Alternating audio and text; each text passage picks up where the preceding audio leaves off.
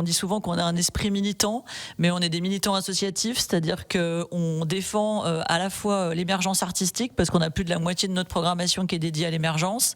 On défend aussi un projet associatif porté par des bénévoles, et ça c'est aussi extrêmement important. Et puis on défend aussi une programmation artistique un peu spécifique, des artistes de scène qui font vraiment des shows énormes sur scène, et c'est ce qu'on attend chaque année. Bonjour Mathis, bonjour à tous.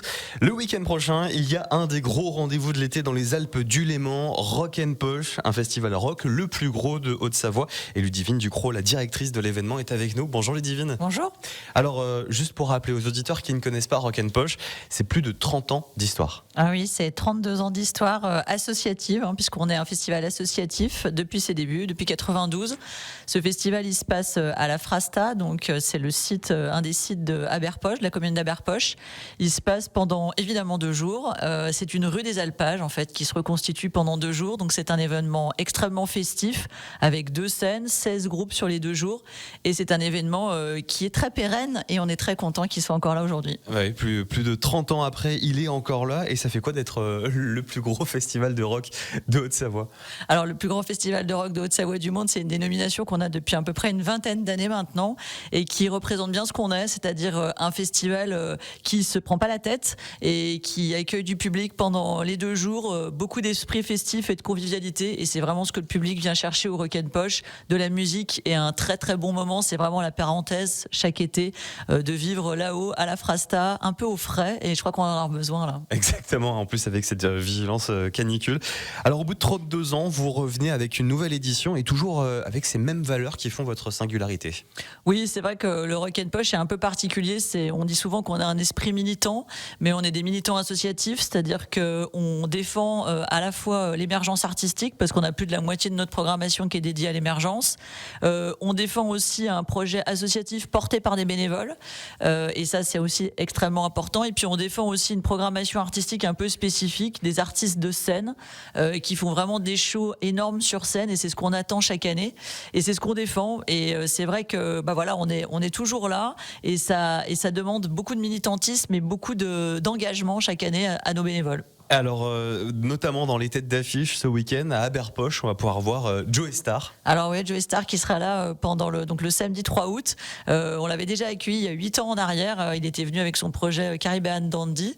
Là, il revient. Donc c'est vraiment la formule. Donc là, il est accompagné de DJ Notiji, qui est le DJ qui travaille beaucoup sur Supreme NTM notamment. Joey Starr, on le présente plus. C'est une voix vraiment très différente des autres. C'est le rappeur français. C'est un peu le taulier.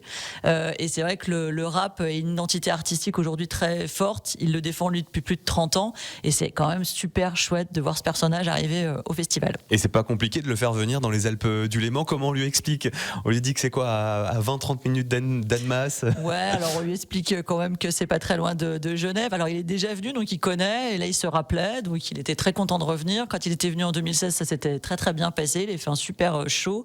C'est un showman, il faut quand même le dire. C'est un personnage hors pair, mais c'est extrêmement agréable, et c'est quelqu'un avec qui on a beaucoup d'intérêt, en tout cas à discuter post-show, parce que voilà, il aime beaucoup de choses, et c'est quelqu'un d'assez intéressant quand même à discuter. Et donc vous le retrouverez sur la scène de Rock & Poche, avec également Chinese Man. Alors Chinese Man, c'est pareil, nous c'est un groupe mythique chez nous, c'est des Marseillais évidemment, un groupe indépendant qui travaille depuis des années maintenant sur une ligne artistique qui mélange à la fois le hip-hop, le dub, et puis le trip-hop. C'est un groupe que nous on aime particulièrement. C'est des shows extraordinaires, beaucoup de light, beaucoup avec des écrans, beaucoup d'animation. Là ils seront chez nous le vendredi 2 août, et on les attend de pied ferme, parce que là la tournée marche très très bien depuis plusieurs mois maintenant, et on est très content de les réaccueillir cette année. On pourra voir qui d'autre le week-end là qui arrive. Alors encore une programmation très éclectique comme toujours au Rock & Poche. Donc le vendredi 2 août, on retrouvera notamment Massisteria, qu'on n'a pas accueilli depuis plus de 20 ans aussi, donc eux aussi c'est un groupe mythique. On accueillera aussi en fin de soirée Fakir.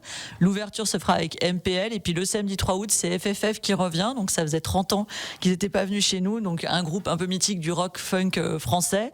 Et puis on conclura la soirée du samedi avec Iration Stepa et OBF, qu'on n'avait jamais accueilli au Rock & Poche, donc un groupe quand même assez fort, assez puissant du dub français. Et voilà, ça fait 2 belles soirées au Rock & Poche une fois de plus. Et on en parlait dans vos engagements aussi, il y a les artistes locaux locaux et justement, oui. il y a une belle scène locale aussi. Alors oui, cette scène régionale qu'on défend nous, depuis maintenant quasiment 25 ans au Rock'n'Posh, elle n'a pas tout de suite été là, mais elle a été rapidement là. Et effectivement, chaque année, on écoute à peu près 140 disques, albums, propositions artistiques de toute la région Auvergne-Rhône-Alpes. On en choisit Chaque année 8 chaque année. Waouh. Et du coup, parce que cette scène est quand même très très reconnue à l'échelle régionale. Et cette année, c'est de nouveau 8 groupes. Alors il y a quelques coups de cœur. Il y a un groupe comme Malaka, par exemple. C'est des jeunes femmes qui font du folk et qui viennent de la Loire. Donc c'est un coup de cœur évidemment pour moi. On a des groupes comme Vilain Cœur, on a RAWB, on a Slogan. Enfin non, le Slogan sont plus là et c'est Danilo, pardon. On les a remplacés. Darwells. Enfin, on a toutes les esthétiques musicales. Des groupes qui viennent à la fois de Haute-Savoie mais aussi de toute la région Auvergne-Rhône-Alpes. Et ça donne quand même une grosse qualité artistique. Ils jouent en fait en intermédiaire avec les groupes de la grande scène. Ils jouent pas tout au début.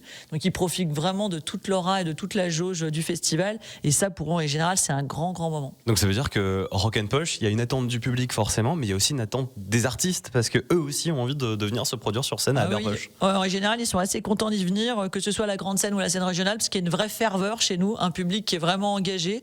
On a des gens qui sont très fidèles au Rock'n'Posh. On a plus de la moitié de nos jauges qui sont des abonnés chaque année, donc ils reviennent chaque année, qui reviennent les 2 jours. Ils veulent voir à la fois de la découverte et puis des groupes évidemment plus reconnus.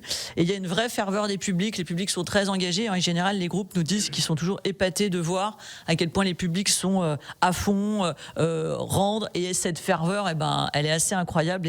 Et sur cette rue des Alpages là, ça fait quelque chose.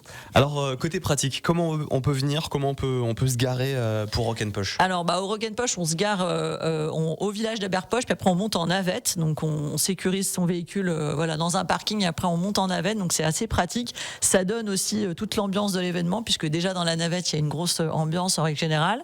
Donc on vient comme ça. Il y a aussi, on pousse pas mal aussi le covoiturage pour que les gens puissent venir aussi à plusieurs et essayer de diminuer l'impact carbone sur ce type de territoire aussi, évidemment. Donc ça, pour y venir, on va dire que c'est assez simple. Maintenant, les gens connaissent. Il y a plusieurs parkings, il y a beaucoup de signalétiques, donc en général, c'est facile. Et puis en plus, on peut dormir sur place. Alors oui, il y a un camping, le camping historique du Rock'n'Posh qui est toujours là, donc pendant les 2 jours. Donc effectivement, ça permet quand même à un certain nombre de nos festivaliers de pouvoir rester là pendant les 2 jours. Il y a aussi l'Office du tourisme des Alpes du Léman qui permet aussi d'avoir pas mal d'hébergements sur le territoire, des hôtels ou des hébergements hauts type gîte. Donc c'est vrai qu'on a pas mal de gens qui restent sur le territoire pendant les 2 jours parce qu'on a évidemment beaucoup d'abonnés, donc il reste 2 jours. Alors comment on peut faire pour avoir des billets? Est-ce que ça s'achète en ligne, ça s'achète sur place? Est-ce qu'il faut réserver? Alors nous, ça s'achète tout en ligne chez nous, en tout cas en amont du festival. Donc c'est sur notre site internet, tout simplement. Vous allez sur la page billetterie, vous pouvez acheter vos billets en ligne. Vous pouvez aussi acheter sur place quand il reste de la place. Donc là, pour l'instant, il reste toujours de la place. Donc vous pourrez aussi en acheter sur place. On recommuniquera sur les réseaux sociaux à partir de jeudi pour dire s'il reste de la place pour les 2 soirs ou pas. On vous dira ça. Voilà, on va avancer dans la semaine, on verra. Donc c'est très simple. Vous allez sur notre site, vous pouvez acheter des billets. En ce moment, les tarifs, la soirée est à 34 € et l'abonnement 2 jours est à 60 €. Et puis sur place, ça augmente un petit peu. Donc on ne peut que conseiller d'acheter en amont. Acheter donc en amont sur le site internet de Rock'n'Posh. Alors j'imagine que vous avez besoin d'une grosse équipe pour gérer ces entre 9 et 11 000 festivaliers qui sont attendus, 200 bénévoles. Ouais, tout à fait. Donc ça demande du monde au Rock'n'Posh parce qu'on fait tout nous-mêmes, de l'accueil du véhicule au repas, l'accueil artiste, au bar, c'est nous qui faisons tout de A à Z. Donc effectivement, il faut du monde. Donc on a un peu plus de 200 bénévoles et on en cherche toujours un tout petit peu. Donc n'hésitez pas à nous renvoyer des messages sur l'adresse des bénévoles. Et puis effectivement, 9 à 11 000 personnes. Donc ça fait quand même du monde. On multiplie quasiment par 10 la population d'Aberpoch pendant 2 jours. Donc ça fait du monde, mais quelle joie chaque année de les voir arriver. C'est un vrai plaisir en tout cas et on le vit comme tel. C'est un vrai moment, je le disais tout à l'heure, c'est une parenthèse un peu enchantée le Rock'n'Posh. Il faut y venir pour ça parce que c'est un moment à part. Et en plus pour l'instant le temps est de la partie. Ouais voilà, on a du chaud en début de semaine, après un petit peu d'orage en milieu de semaine et après ça va aller mieux.